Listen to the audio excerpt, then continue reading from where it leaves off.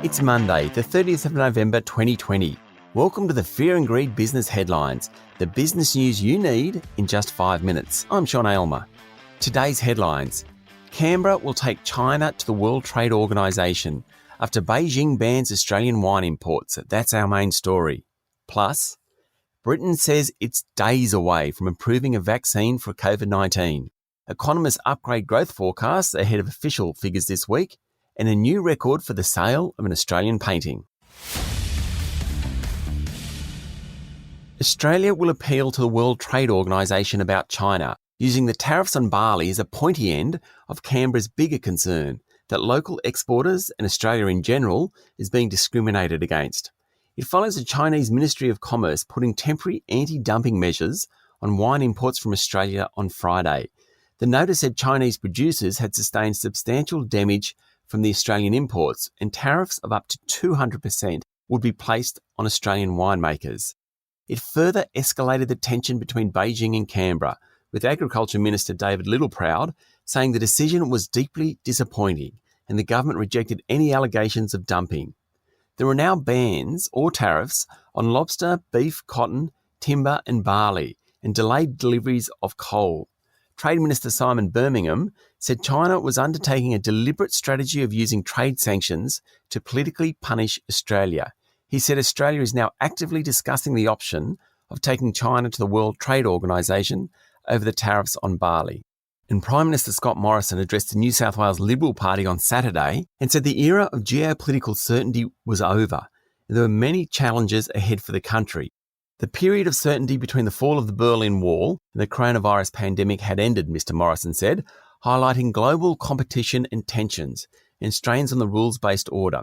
He didn't mention China by name, but that's who he was talking about. It's crisis time for many exporters to China. Beijing seemingly refuses to engage with Canberra and is punishing local businesses for perceived political slights. The long-term solution is to find new markets, Vietnam, Indonesia and India. We are in the right part of the world to do so, but the short-term impact is very harmful to the local economy. In overseas news, Britain is set to approve the Pfizer-BioNTech vaccine for COVID-19 within days and start distributing it next week.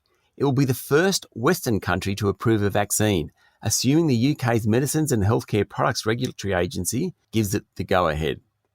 Donald Trump over the weekend said he'd leave the White House if the Electoral College confirms the election result earlier this month, and it will, but he won't commit to attending Joe Biden's inauguration. Black Friday sales in the US, one of the busiest days of the year for retailers, was more of a grey Friday over the weekend. About half the usual number of shoppers visited retailers as a result of the coronavirus pandemic, though online sales surged.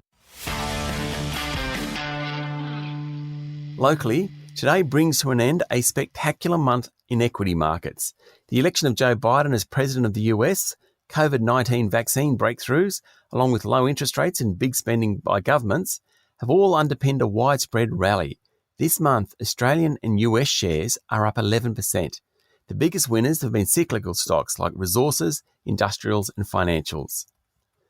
The big banks came out with updated forecasts ahead of this week's official economic growth figures on Wednesday. ANZ expects the September quarter to have grown by 3.2% after a 7% fall in the June quarter. That would be the strongest quarterly growth rate since 1976. Westpac is forecasting 3% growth on the back of strong household spending. The federal government will extend its home builder program for another 3 months and raise the amounts for eligible builds in New South Wales and Victoria.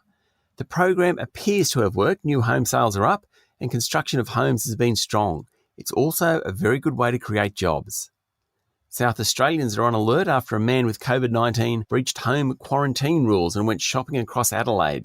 There were 0 new community transmissions in Australia yesterday, and Queensland, Northern Territory and Tasmania are now preparing to open their borders to Victoria. By the end of the week, most borders between states, with the exception of Western Australia, are scheduled to reopen. Federal Health Minister Greg Hunt has confirmed that frontline health workers and the elderly will be the first Australians to receive coronavirus inoculations when they become available. The latest news poll in the Australian newspaper shows that popular support for Prime Minister Scott Morrison has risen to its highest level in 4 months. the coalition has maintained a 51 to 49% two-party preferred lead over Labor. And the most expensive painting ever by an Australian artist sold last week.